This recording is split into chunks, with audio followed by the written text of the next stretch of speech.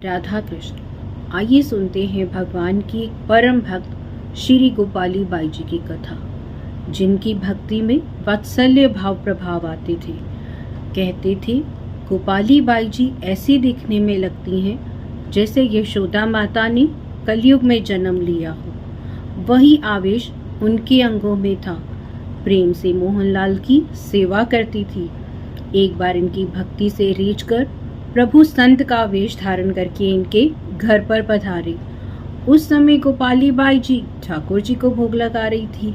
संत भगवान का सत्कार करके प्रसाद से भरी थाली लाकर उन्होंने संत के सामने रखी और प्रार्थना की कि प्रसाद ग्रहण करें। संत ने कहा, पहले भगवान को पवाओ। बाई ने कहा, भगवान तो गंध मात्र ही ग्रहण करते हैं, मैं उन्हें कैसे पवाऊं? संत ने कहा, यदि आप अपने हाथ से खिलाएंगी तो भगवान प्रसाद जरूर पावेंगी। बाई ने मंदिर के थाल में ले जाकर हाथ से भगवान के मुख में ग्रास दिया।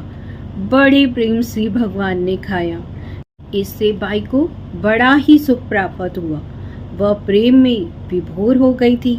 जिस संत की कृपा से ये अभूतपूर्व आनंद मिला था, उन संत को भोजन कराने की उत्कंठा से वह मंदिर से बाहर आई, पर संत के दर्शन नहीं हुए।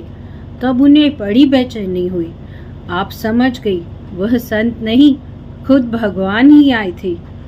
फिर आप मंदिर में ठाकुर जी को भोजन पवाने गई तो प्रभु ने कुछ नहीं खाया। तब वह अधीर होकर रुदन करने लगी। उसी समय मन में आवाज आई कि मैंने तुमसे प्रेम से एक बार खा लिया है, अब तुम और आग्रह मत करो। मैं भक्तों के द्वारा लगाए भोग से उसी रस का आस्वादन करता हूँ। तुम भक्तों की रुचि के अनुसार उन्हें भोजन कराओ, उनकी सेवा करो। उस दिन से बाई की अपने भक्तों की इच्छा अनुसार भोजन बनाने की जैसे कोई शक्ति ही आ गई हो। जिस भक्त के मन में जैसा भोजन आता, बाई उसको वही खिलाती। एक बार ऐसे ही 10 संत आए और उनके मन में था कि अगर आज सीरा खाने को मिल जाए तो बहुत उत्तम होगा, पर अपने मुख से कुछ भी ना कहा। तब बाई ने यह जानकर कि इनका आज सीरा खाने का मन है, सीरे का ही भोग लगाया। जब संतों के सामने सीरा रखा तो वो बहुत आश्चर्य में पड़ गई। संत आपस में बातचीत करने लगे, सीरा बहुत स्वादिष्ट है, अगर कल खीर मिल जाए तो। अगले दिन जब संत आए तो बाई ने उन्हें खीर ही खवाई। संत बहुत आश्चर्य में पड़ गए। तीसरे दिन संतों के मन में आया, आज शिखरन भात मिल जाए तो अत्यधिक उत्तम होगा। और उस दिन और भी आश्चर्य की बात थी कि बाई ने शिखरन भात ही बनाया था। संतों को बहुत आश्चर्य हुआ। तब बाई ने उन्हें यह कहा कि मुझे संत भगवंत का आशीर्वाद मिल गया है, अतः मुझे यह ज्ञान हो जाता है कि आपके मन में क्या खाने की इच्छा है। एक बार 2 संत पधारे। उन्होंने इच्छा की, हमारे वस्त्र फट गए हैं तो गोपाली बाई जी के यहाँ पहुंचकर नए वस्त्र ले लेंगे।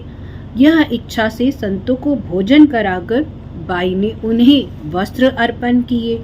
जो इच्छा हो सो बनवा लेना।